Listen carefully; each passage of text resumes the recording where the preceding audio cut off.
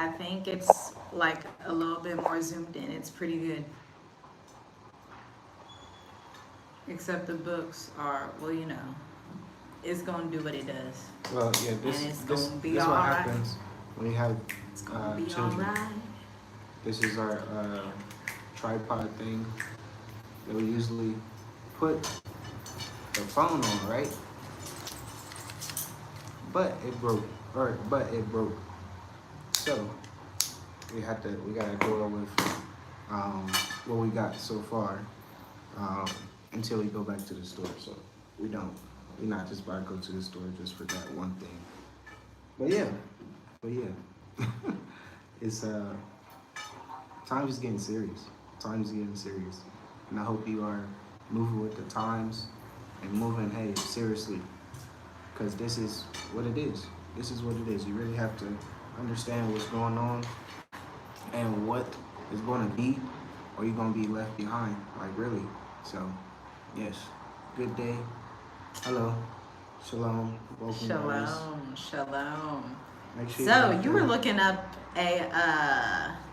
would you say that California was splitting at a super fast rate? Yeah. It was like it's like splitting 12, at 1 foot. Yeah, 1 foot a week, which is like what? And it's not like big news either. It's not like big news. They're just gonna let people just succumb to they're not gonna give no warning. Yeah, the land is shifting. 1 foot a week, 12 inches a week. I don't know. Is that big news? What y'all think? That's like, whoa. And it's been doing that for a while too. So it's like, man, this is something different. That's serious. That's very serious. Oh, that's interesting. It's in the affluent coastal community of Rancho Palos Verdes. Yeah, it's right next to Trump's golf course. Really? Yeah. That's judgment, Nobody, look, there is no human on earth that can bypass the judgment of the Most High. And you have to understand the times, you have to understand prophecy and the position that you are designated to be in as these things continue to come to pass, because they will continue to come to pass. I was just reading Zephaniah 2 earlier, and it reminded me of something we're talking about.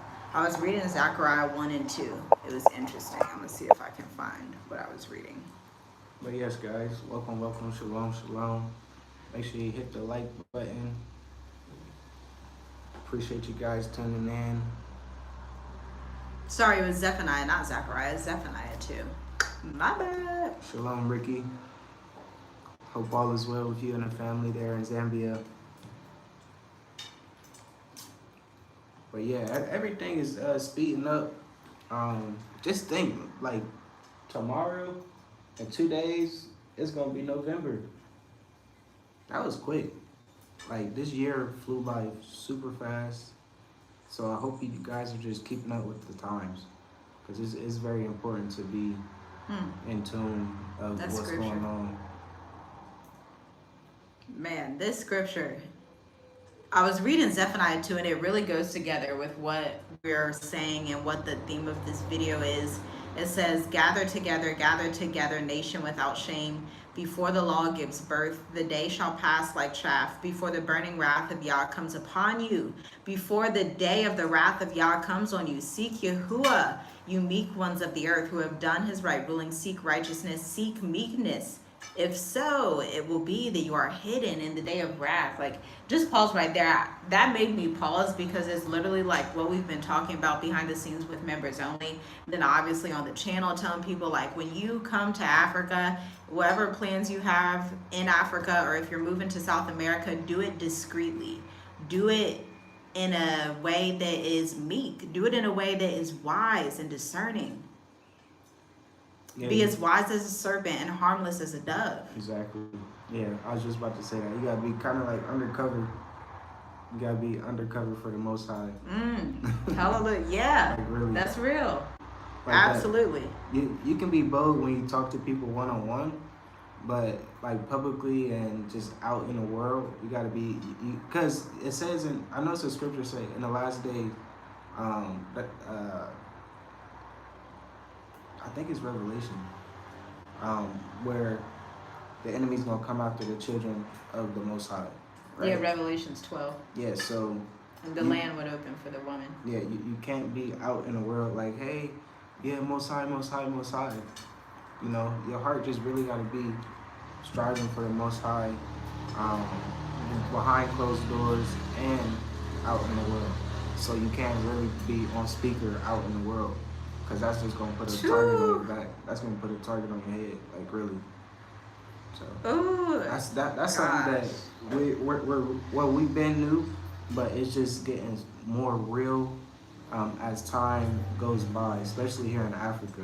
Mm-hmm. Because we already look different, we talk different, mm-hmm. You know, we walk different, and when people see that, they already like, oh, where are you guys from? It's like, yeah, that's just a whole nother conversation right there. Yeah, I want to finish it because I want to go to verse 7. It says, for Asa, again I'm reading Zephaniah 2, for Asa is abandoned, Ashkelon is laid waste, Ashdod is driven out at noonday, and Ekron is uprooted. Woe to the inhabitants, destruction to the inhabitants of the sea coast, the nation of the Kerethites, the word of Yah is against you. O Canaan, land of the Philistines, I will destroy you, there is no inhabitant. And the sea coast shall be pastures, shepherds, meadows, and enclosures for flocks. And the coast will be for the remnant of the house of Judah. They shall feed their flocks on it. At evening they lie down in the houses of Eshkelon, for Yahuwah their Elohim shall visit them and turn back their captivity. We were literally just talking about this during members only yesterday, I think it was, about how we are already the head and not the tail. It's like a lot of people in Christianity, the church, or in whatever religious stupor that is across people, they're like, they don't believe that the kingdom is already here and within. They don't believe that they are the manifestation of literally what Zephaniah 2 and 7 says. He literally says the coast is going to be for the remnant of Judah. They shall feed their flocks on it, and at evening they lie down in the houses of Eshkelon. For Yah, their Elohim, shall visit them and turn back their captivity. Like, so when people are like, hey, why are you in Africa? Verse 7, Yah has turned back our captivity. That's why we're in Africa, because we are the ones that are available to inherit the promise. Really? You can be available too, but it's like a mind hack you have to have. You have to you need to like have spiritual brain surgery. I used to work on a neuroscience floor at Children's Hospital in, oh my gosh, that was like 2015, 2016? 2016, 2018, something like that.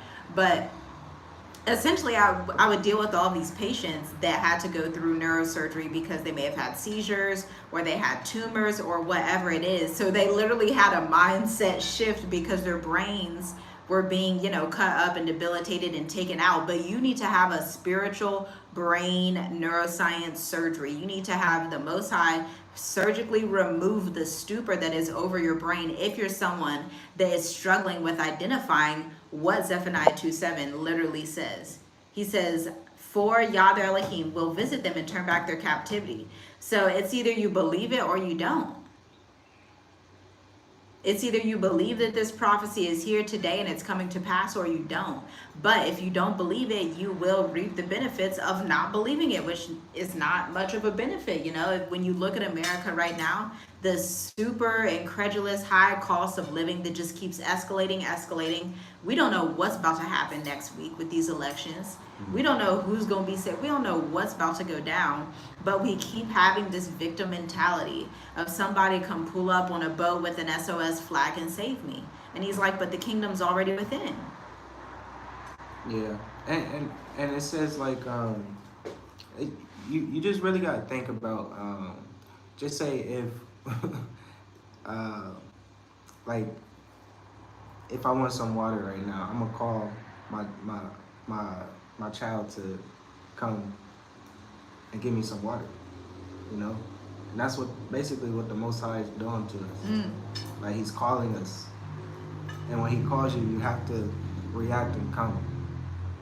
So I really believe like people should get out of that confusing land, because your thoughts would just be so much clearer outside of that environment.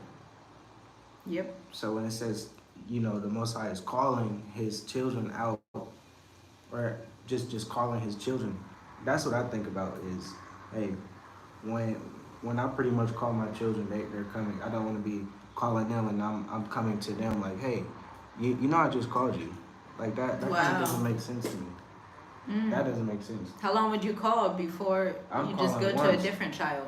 Yeah, I'm calling once. Yeah, basically. Yeah. Ooh, wow. If I call one child, I'm like, oh, maybe they're too far away. Hey, this person. Get the one that's closer to you. Yeah. Ooh. So it's wow, like, that's deep. Yeah, look, every time hear like the Most High is calling his children, it's like, you gotta come. You have to come. And that's literally what has been happening these 4 years we've been here in Africa. Yeah. Like we it's just revealing to us like, man, I'm so glad that he called us and we listened. Right, we had the proximity. We were close enough. Yeah. Like close enough in the spirit where you can hear the call and you're not sitting there like, I know that's my father, but you know, I'm not ready to go, I'm not ready to come.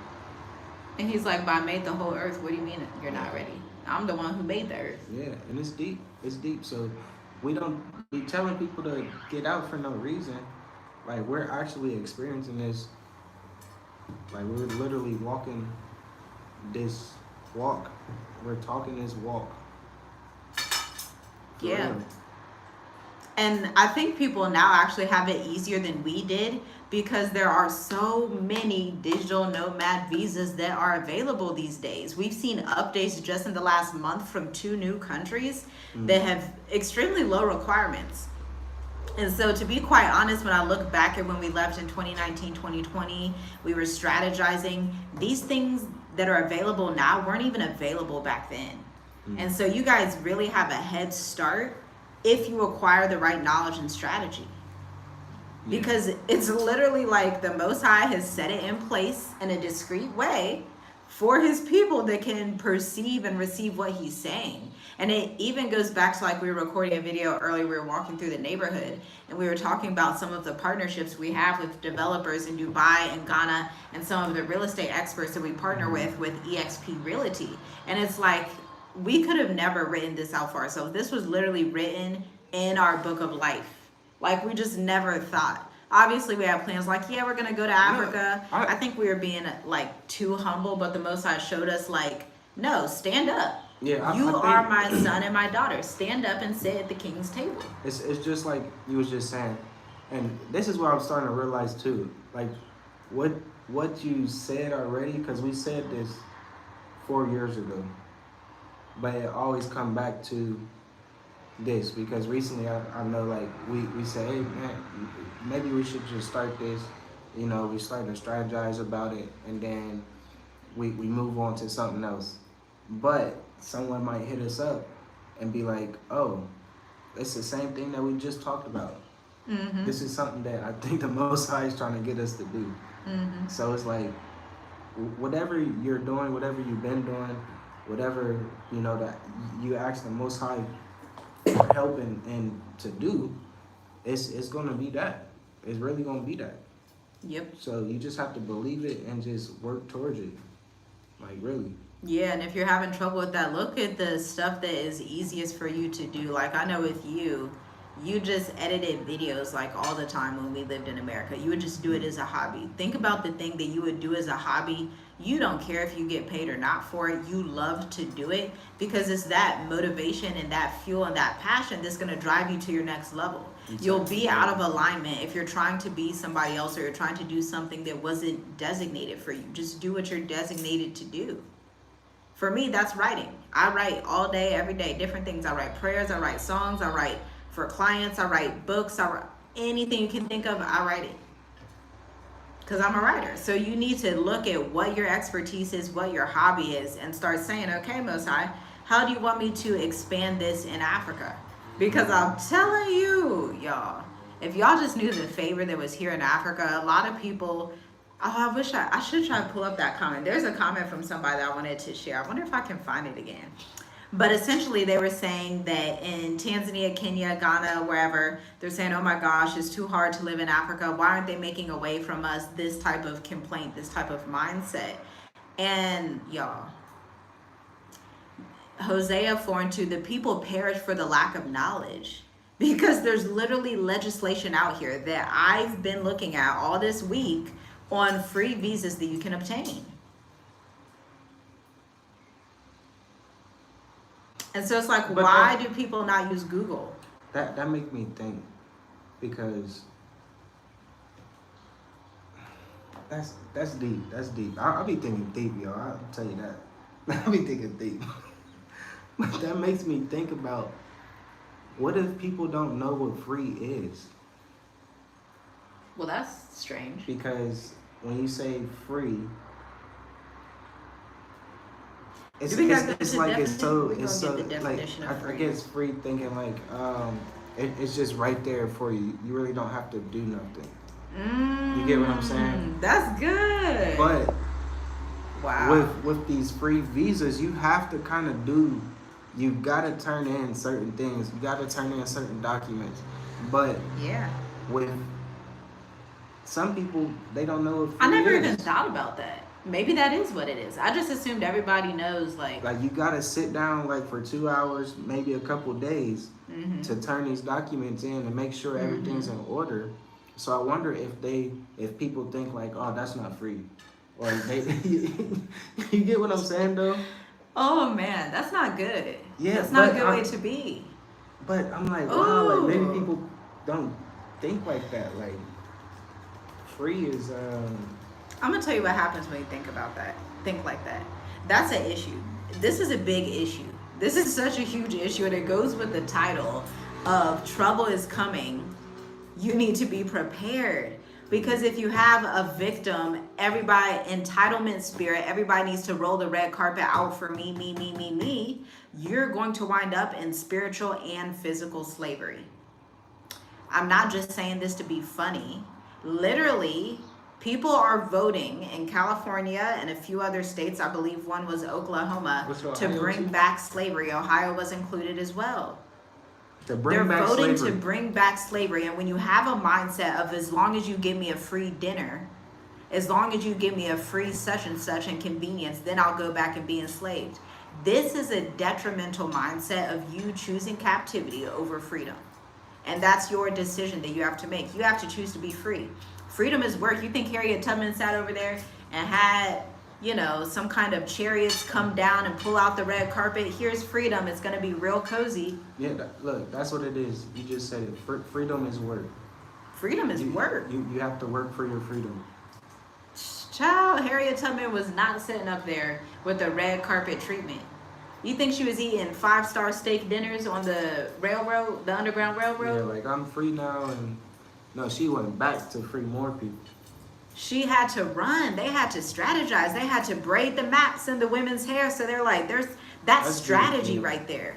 That's innovation. Yeah. That's how we gonna be serious about this and be on code and get this done. And she said she would have freed more slaves if they would have known they were slaves. Think about that. Like, do you know what freedom is? Most of us don't know what freedom is, because our ancestors were in slavery 400 years, some 250. I know my ancestors didn't really come 400 years ago. My ancestors were relatively recent. I believe that's also why my connection to Africa is so, it feels very recent and very much something that I'm passionate about. My ancestors didn't come in 1619. Mine came in the early 1800s. And so if you still have this mentality from those covenants of ancestral curses and captivity, then you're going to keep repeating that in everyday life. That's why we exit America. Because we were like, nope, I'm divorcing this system. Thank you. Moving on. Going back to the promise. Thank you for the time. Thank you. Got repentant. Got right. Now it's time to move on. It's time to go. You can't stay with this forever. You can't. Captivity was not designed to be a forever place.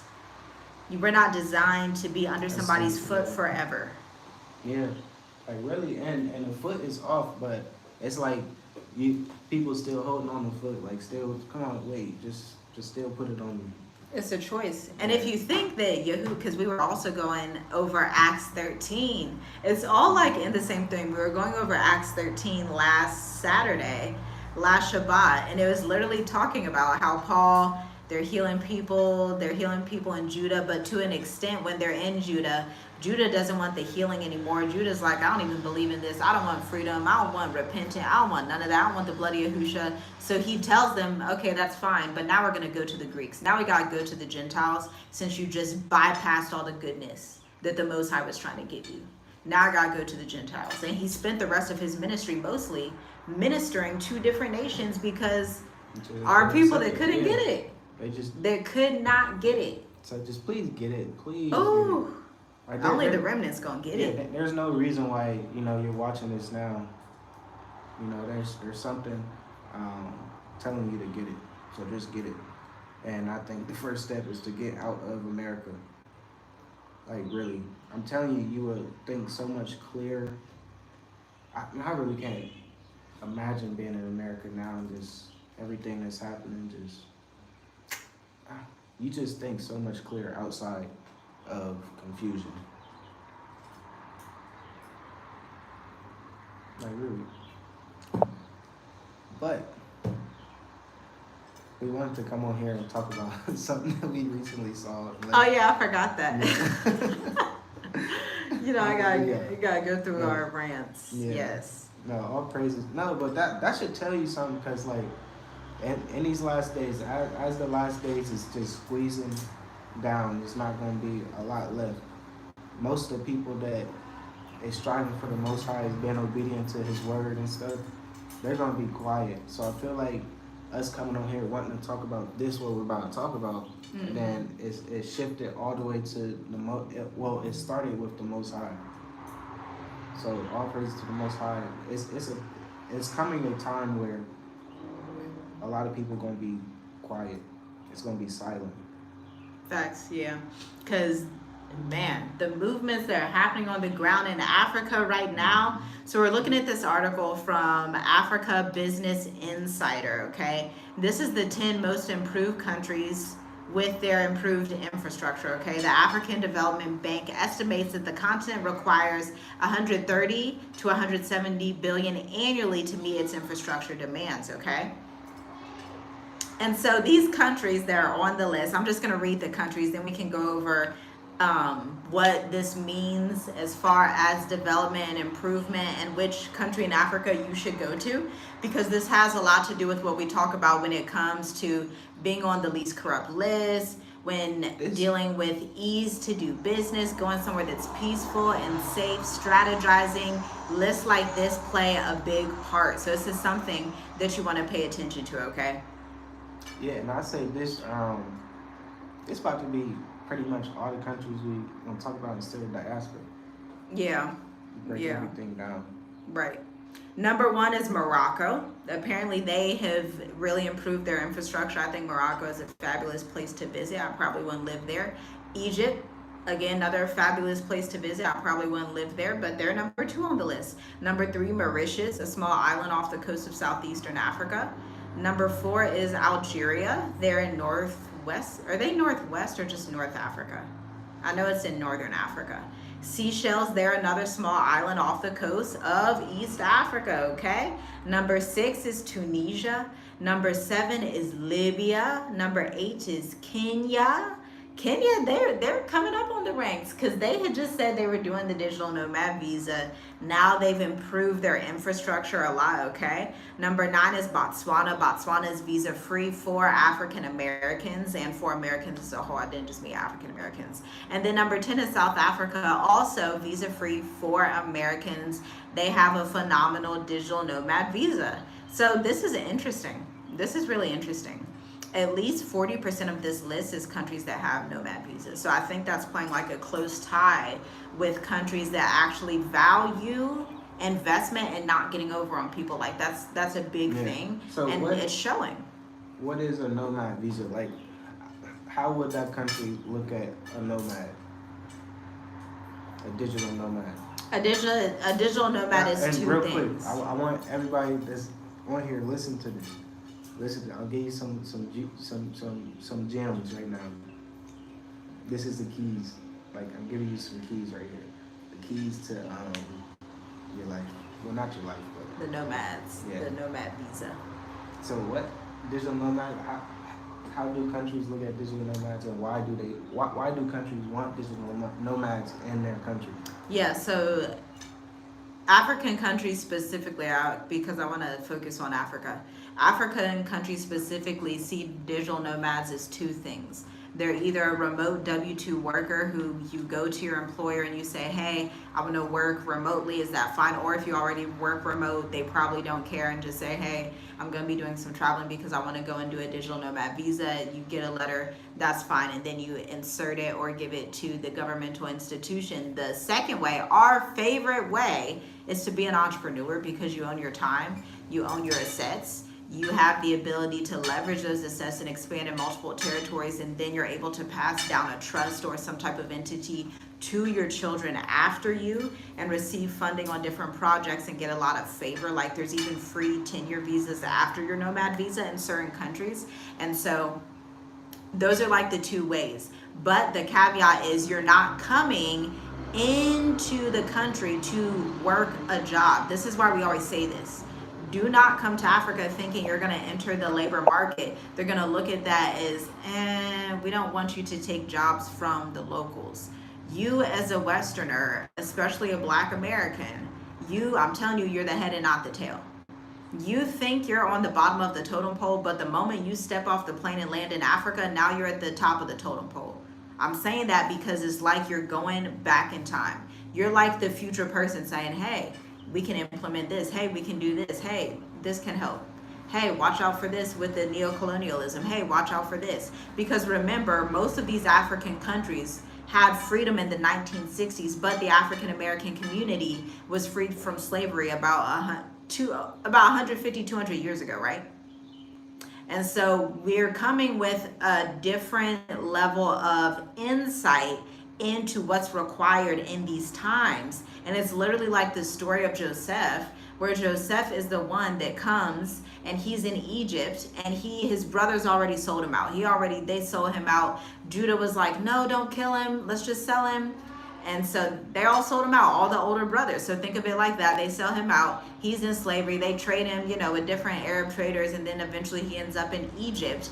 He winds up being in prison. But eventually, when he gets out of prison, he's elevated because of his visions and prophecy that the Most High works through him. He's elevated to become the number 2 command on, at that time, 1, the most powerful nation on the face of the planet. But 2, it was also very occultic and ritualistic and wicked. But the Most High received the Most High gave Joseph a level of favor to where he was able to flourish in that land and provide his Israelite brothers everything they needed in the times of the famine, which is the times we are in right now. So if you think about it spiritually, our community is Joseph, because we were captured and taken away in slavery, not just the African American community.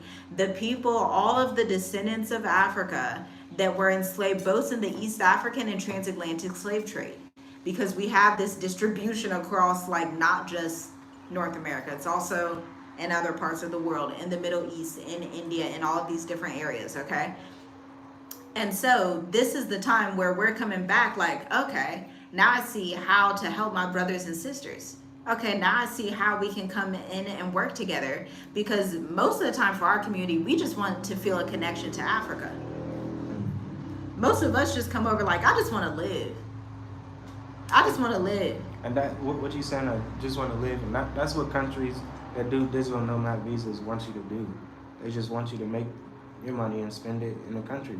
Yeah, it's that simple. And it's that simple. It's just going to help their country, because I'm pretty sure, we're going to break this down more in state diaspora, but I'm pretty sure most of the country that do digital nomads visas, their economy probably increased over the past, let's say, 4 years since COVID.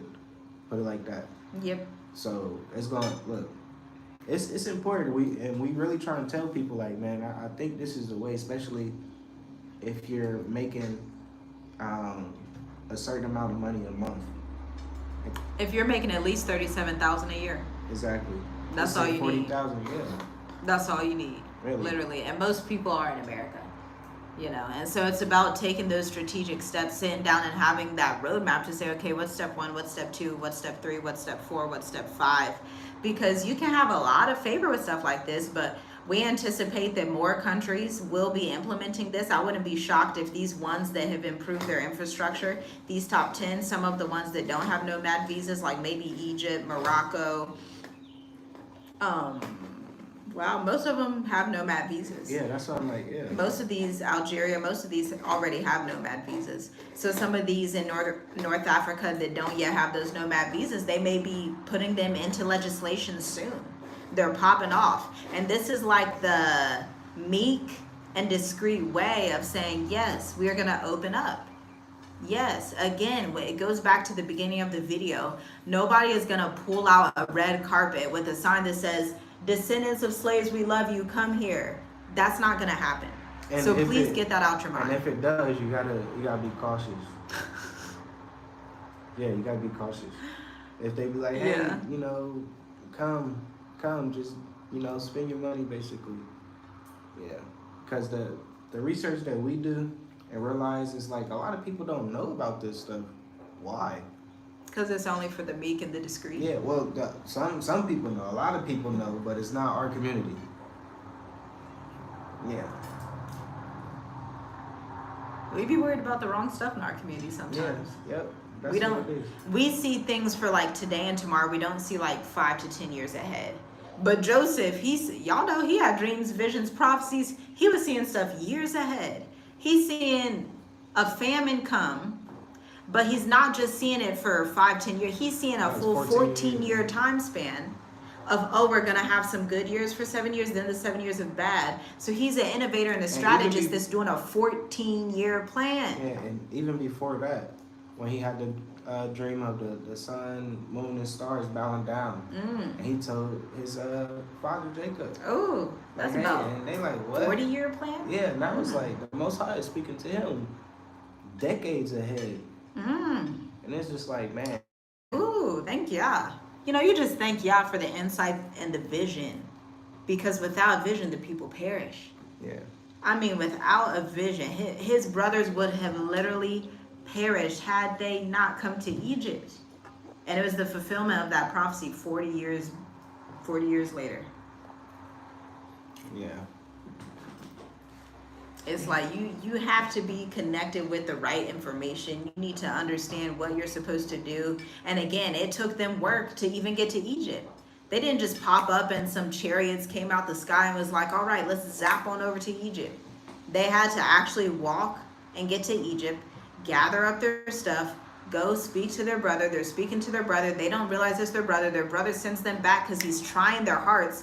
He's like, yes, I forgive y'all. Yes, all of that. Yeah, y'all sold me in slavery, yada, yada, yada. But I still got to try your hearts, especially Simeon. He tried his heart to see, are y'all really changed? Can I trust y'all? How's this about to go? Y'all going to try to kill me again? Because I'm top command in Egypt. Y'all going to try to kill me again or what? So he's filling them out. And so they're going back and forth. They go and get their dad. That's work. To literally walk back and forth between these two nations. That's work. They weren't just zapped over with a red carpet that said, okay, until they were proven and tried. And then it was like Joseph and the commander of Egypt and all of whoever the people they had in there were like, yes, treat them well. Yes, Joseph's done well to us. Treat his family well. But they had to be proved and tried.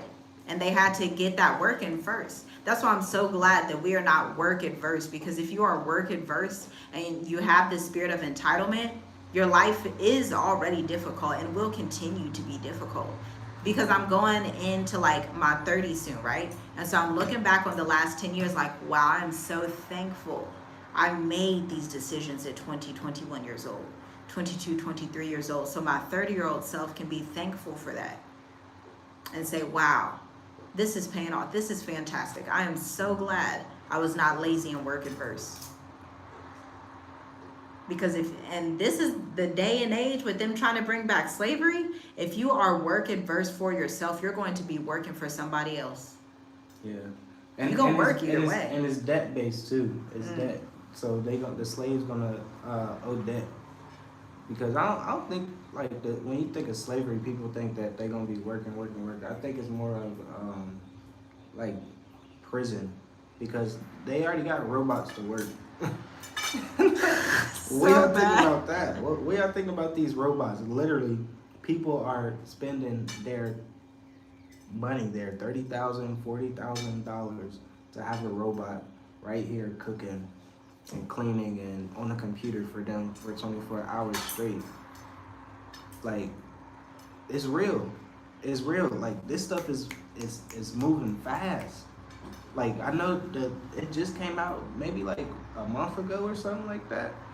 They was testing it out, but now we starting to see influencers have a robot in their house. And it looked just like iRobot. Yeah. Why they make it like that? Like pretty soon, gosh. I'm pretty sure we can't even say robot. They gonna have the new legislation. Look, They're gonna add the robot into LGBT. Yeah, right. Time is moving super fast, and you got to get super serious about your next choice. And you should be thinking 5 years, 10 years ahead. Your next choice should be 5 years ahead. Yeah, that's the baseline. Because if Joseph was thinking 14, 40 years ahead through prophecy, man, that's a whole. These are conversations we're not used to. The church don't talk about this. Because the church's role is just, let me keep accumulating all these tithes and tithes and tithes and tithes and tithes. They're not educating you on, okay, finance, entrepreneurship, work. What does prophecy actually mean? What is the value of it? What is it? The trick and trunk and treat? treat and trunk? I don't know. Where they have trick? I don't know. The parking lot. I don't know. Have people in the back of the cars giving candy. Celebrating Halloween. Yeah. But name it something else. Yeah. That's clever. Yeah. It's, man, all these distractions. And then next month is November, the elections. I'm pretty sure a lot of stuff's gonna happen in these next couple of days to get everybody away from the election, everybody's attention away from the elections. It's already stuff happening, because I've been seeing clips that mail ballots is being burnt up. It's, man. Yo, what's that mean when the mail ballots are being burned up? What's that mean? What's going on in the ground? On the ground in America. I feel like America is so different from when we left, because the times are changing so fast. It's like I don't even recognize America anymore. I would say it's not different. I would say it's the same, but we are just different. Our understanding and knowledge of America is different. Maybe so. Maybe so. If you're there in America, it's like, okay, you know, it's still the same. Interesting. Yeah, that could be true. I don't know. But yeah, when I look back at like these robots, the things that people talk about, the news, the LGBT, whatever stuff, it's just like, this is like a sci-fi movie. Like, how is this stuff even real? It's literally a sci-fi movie.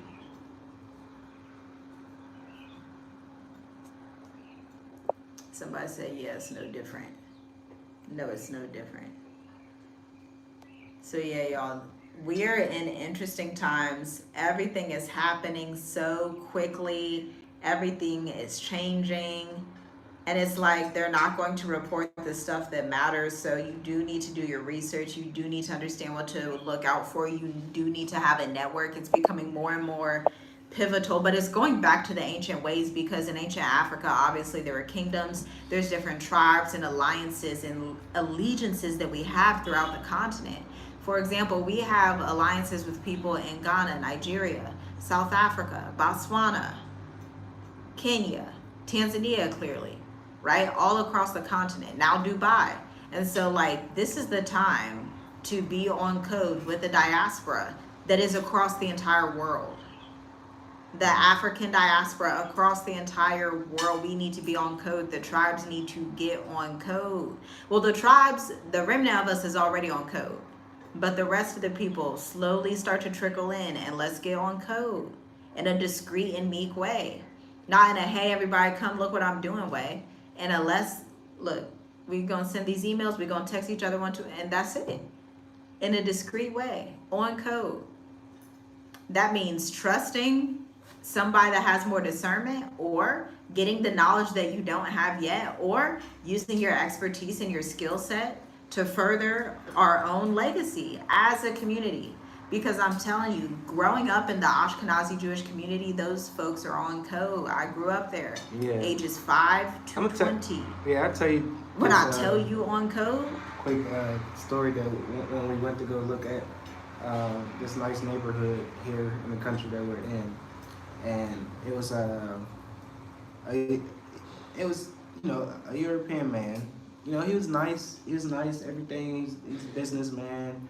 You could tell he got money and stuff. He's talking about, yeah, I actually invested in what you're trying to invest it in because I know that it's going to be a good investment in the next couple years. I'm like, oh, that's awesome. Okay, cool. So everything seemed normal. And it's crazy because we as a people, especially me and my wife, our discernment is very strong. Like we can understand if you're good or bad. Basically that's the bottom line, good or bad, right? So he seemed very nice. He just seemed like he's doing his job, right? And then somebody let us know if you guys can hear us. I know the Wi-Fi went out, so we just had to connect the data. But they were on code because we can just feel the shift. It was I don't know how to explain it. It's just certain questions. Like a code switch. Yeah, it was like a code switch. Where they was asking certain questions and stuff, trying to get information. Odd questions. Like vaccines and stuff. And I'm like, for us, we just sit back, especially situations like that, we just sit back and really listen. And let you talk. We don't say too much unless you ask the question, though. And I love how you brought that up because this is something else our people have to understand. You learned this. I was watching a podcast. Gosh, what's that podcast? What's that man's name? The mixed guy in the UK, Good Deliverance. I can't remember his name.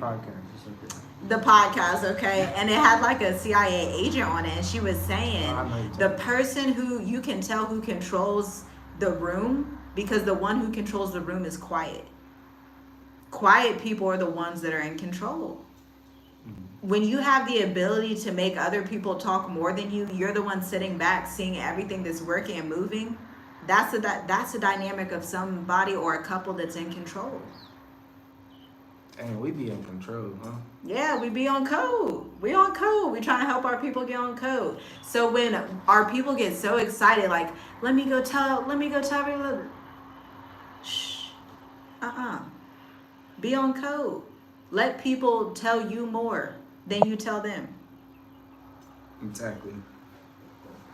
It's discretion shall guard you. That's Proverbs. Everything we tell you is literally the principles that are written right there. This works for sales calls. It works for business meetings.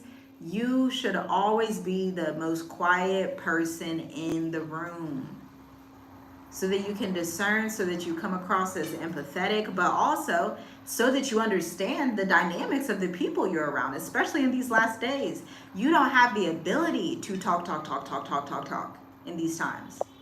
That is a liability. Talk. And get on code with people who respect those same boundaries and those same principles. If you're someone that likes to jest or joke, talk, we probably won't resonate. Because we're the exact opposite. We've been around people and they talk and we're just sitting there quiet. Because we're quiet people. That's how we like to be. I remember even my grandfather was like that. Way back. Quiet. That's how you show you are the leader and you're in control, when you're able to sit back and be quiet and discern. Yeah. But it's different with us, here on live, right? This is what every time someone meets us, they're like, "Oh, we thought you'd be talking so much." I'm not talkative. She's not, but here on live, I'm not talkative. She talk. I am not talkative. But when somebody meet us in person, I'm the one that is more talkative. I'm not talkative. I'm not. I'm like, oh, this is so opposite. Because I don't know. I don't like camera and stuff. But yeah. But I wanted to give a shout out to Ronald Jones. That's my family right there, because my last name Jones too. Our last name is Jones. Congratulations. So he said we will be out this Shabbat, headed to Ghana. And that's what I'm talking about. So, I'm glad that you guys are getting out of Babylon, headed to Ghana. Please email us if you have any questions, because we have some investment opportunities in Ghana that we're working with a couple of people there. So. And enjoy the motherland, Yes, man. enjoy When it. you first land, it just feels like, yes, I'm back home. It just feels like, whoo, I'm off the Yeah. hamster wheel. It's a So great feeling. Yeah, all praise to the Most High. That makes me smile. That's like, yes. Yeah. Hallelujah. That's good. Yep. Absolutely. So, y'all, we talked about a lot on this live. We went on a rant. We talked about the 10 countries in Africa that have the most improved development. These are going to be the top ones you want to look at to, potentially stay long term, because y'all know around here we are all about long term living, long term thinking, not just for the fleeting vanity of hopping everywhere to travel. That's fun for a season, but for the long term, when you're thinking 10, 15 years, okay, how am I going to give these children this property? What are the dynamics going to be? What does this actually look like in the next 10 to 15 to 20, 30 years? Long stays are the way to go, okay? Long stays. So rewind and go back to the middle of the video where we were talking about those countries off the top of my head. I know it's like Morocco, Tunisia, Seychelles, Botswana, Mauritius, South Africa. Yeah, you're gonna have to go back to the beginning of the video, or I'll link it below. You already got rid of it. But Yeah, I exited out. Oh, there it is. I just brought it back up. But these are important countries to think about too. Do your research on these Kenya. countries. Libya. Morocco, Egypt, Mauritius, Algeria, Seychelles, Tunisia, Libya, Kenya, Botswana, South Africa. Start doing your research if you are interested in moving to Africa or staying in Africa. Yeah. Moving, Not just moving. I guess moving and staying is different. It is. And It is. If you understand what we're saying, you understand. It is.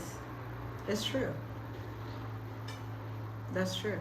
But yeah, because you got to see the favor that's on the ground. You got to have your different strategies to know how to get in. And then also when you're here, take it slow. Like, don't be in too much of a rush to get around a whole lot of people. Don't be in too much of a rush to buy land and buy property. Take it slow. Assess the land, see if whether you're in South Africa, Ghana, Zambia, wherever, assess the land, Tanzania, assess the land and assess the climate, because you don't want to make any quick mistakes, quick decisions that can push you backwards and potentially have you going back to the West. That's like the most common mistake people make.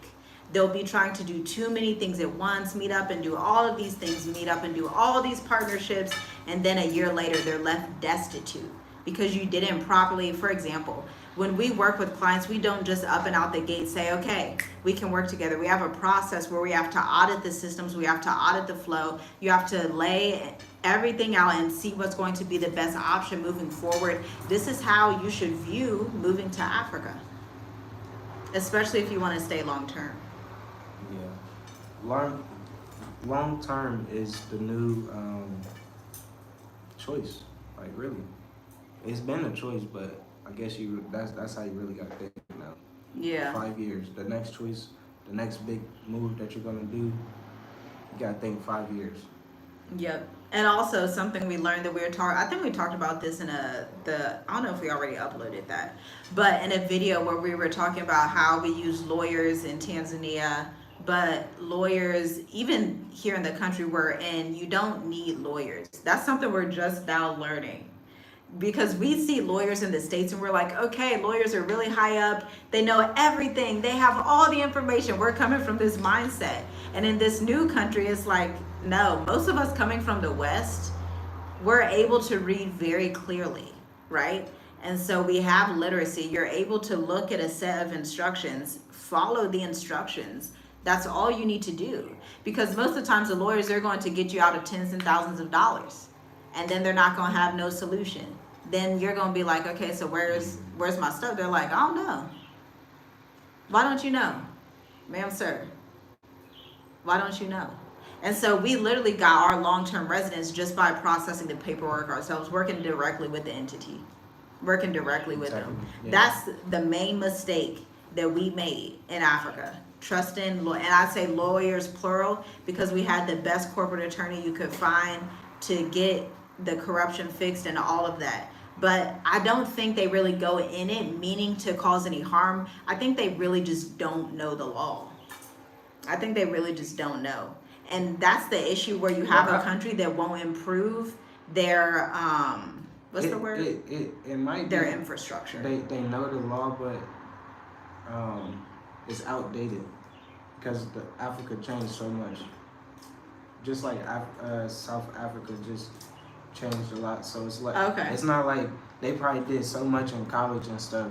Okay. With the outdated textbooks, think about that.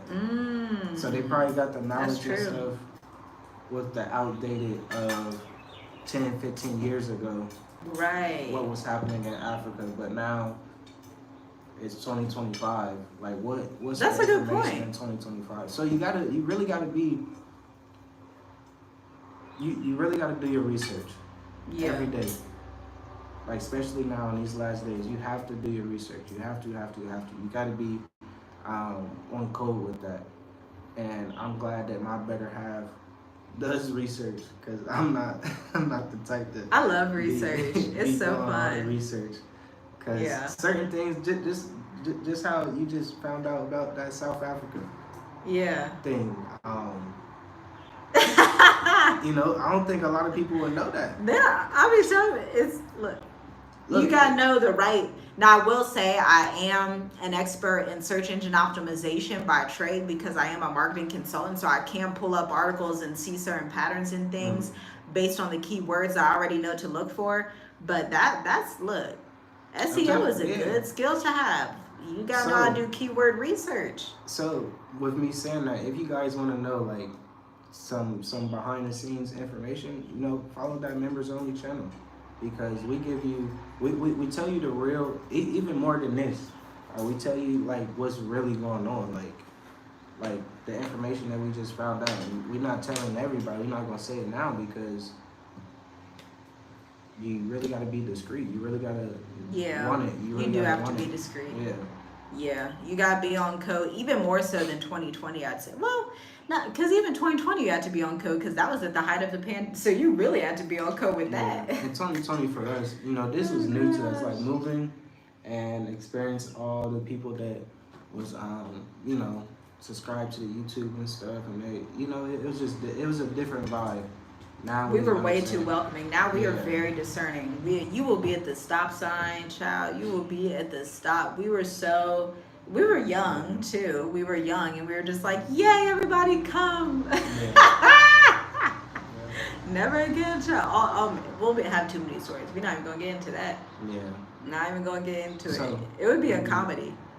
Yeah. It would be a comedy. My gosh, this stuff. Ooh, child. Deliverance. Y'all, get deliverance. Get delivered for real. Like, for real, for the stuff that you encounter with the... And, you know, I don't know if it's something with people from different areas, but coming from Ohio, people, we were just used to, like, calm people. Like, calm diaspora, calm black people. I think our community of black folks in Ohio, there's kind of like this underlying level of on-codeness, and you're just chill and they're not doing too much. So I don't know if it's like a cultural thing with like Los Angeles, New York, Atlanta. I don't know if it's like a state cultural thing, but Ohio, we're very low key. We're very chill. We're not rowdy. We don't want to do the most all the time. We don't want to be in all the places all the time. Ohio's just, it's the Midwest. You don't do much. You don't go to all the events, all the parties, Ohio's just like you're family oriented and that's it, and that's all. So I don't know if it's the cultural dynamic, because even in the States there's different cultures. When you meet people from New York, they got different accents. New Jersey, Atlanta, Texas, you know, Florida people are different too. And I was born in Florida. Florida people are different. They are different. I'm like, man, you didn't even know all these things existed. Because Ohio... I mean, trust me, I get it, I don't know. Maybe it's from my perspective. It's just different, You're used to meeting other people from all over America. Yeah. I wasn't used to that. I had only met folks from Ohio, the small community I lived in. I ain't meet met people down the road, they had been in Ohio their whole lives. That's what I was used to. And so coming out here to Africa and then being thrown into where you're like around all these people from all the different states in America, and everybody, they want to do these Black Panther movements. I'm like, y'all making me tired. Yeah, Y'all tiring me out. It's different. But you just, I don't know. Yeah, you just gotta be on code. I feel like I've been on code all my life, so any Why are you black so person funny? I can be on code with. I can just I've give been me on that- code all my life. all my life I've been on code. Oh, like when you were on code, we were in drawing class, and like we were on code. You know what I'm talking about. I don't know what is in drawing class. Drawing class in 10th grade. You were like the only Black person in the room, so I sat by you. We had to be on code. Oh yeah, That was on code. Yeah. Yeah. You're the only Black person in the room. Yeah, So we were on code. yeah, That's where the on code route started yeah, for our relationship. yeah, See? Look at that. yeah. Praise God. Yeah, me and her, we always been on code. She's supposed to sit next to me. And home health, was it home health? Yeah, class or home something? economics. Yeah. Yeah. In that class, we were supposed to take care of a fake baby. Now look at us now. We got 5 real ones here. So the Most High is intentional. Oh man, he is so intentional. You know, people probably think we make this stuff up. No. Our stories be so. Look, we're supposed to sit right next to each other. Yeah. But yeah. Yeah. And I didn't even want to take drawing class. I was like, they took up all the spots for the photography and the painting class. I despised drawing. I did not want to be in drawing class, but there I was.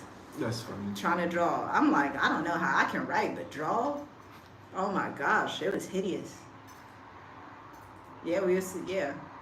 That was a nice walk down memory lane though. Good times in Ohio, never going back, tell you that. She said, y'all have no hood in y'all. I know, that's a fact.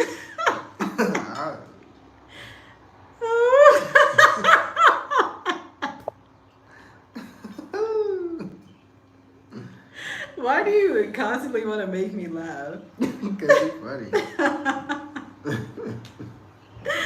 Oh gosh.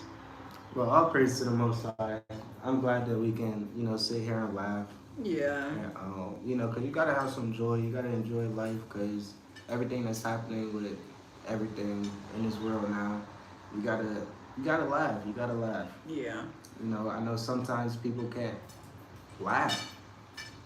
Like, really? We laugh nonstop. We probably laugh too much. No, I think it's good because you gotta be healthy. If your stress is too high, you'll have high blood pressure. You'll have all types of issues. But thank you, Cover Girl. She said, look at the artwork behind you. Thank you. Thank you so much. I try.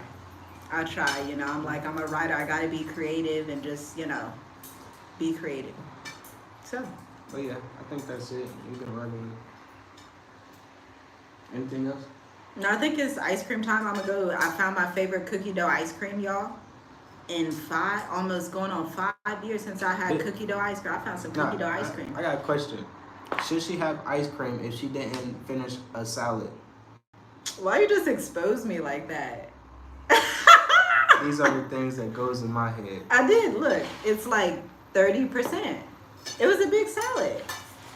It's a salad though. I don't eat a lot. Somebody answer that question for me so I can have clarity.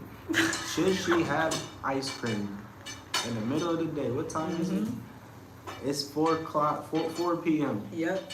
If she didn't finish a salad that she said, hey, I'm gonna start eating my salads. I ate it. I ate 30%. Hey, well, it's not even a quarter. Yes, it is.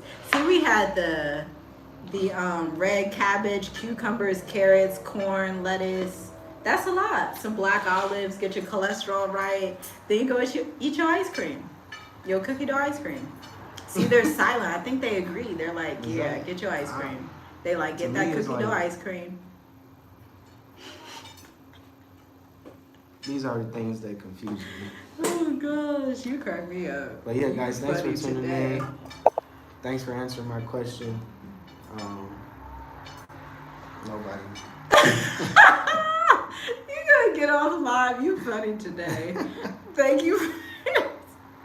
Oh gosh, you were so funny. But yeah, I'm gonna go eat my cookie dough ice cream. I know they support me. They support me in my endeavors to eat ice cream. That's it. I guess so. Everybody agree with the ice cream. Nobody said, no, don't go eat ice cream. Bad. Because everybody loves ice cream. That's like part of joy, having ice cream. No, I used to like ice cream in the States. Yeah, we used to sit up and eat it every night. Man, we used to spend so much money on ice cream. We had an ice cream. We would buy like 20 pints of ice cream a month. Like 3 ice creams a week, probably. That's how stressed we were in America. Oh my gosh. We were so bad. It's a miracle we weren't fat. Yeah. I would sit there on the couch and that's how stressed I was, y'all. I would sit up on the couch and eat a whole big pint of cookies and cream ice cream every night after working 12 hours in healthcare. Ooh, thank y'all for deliverance. That's treacherous. All right, guys. Thanks for tuning in. Make sure you visit the links in the description.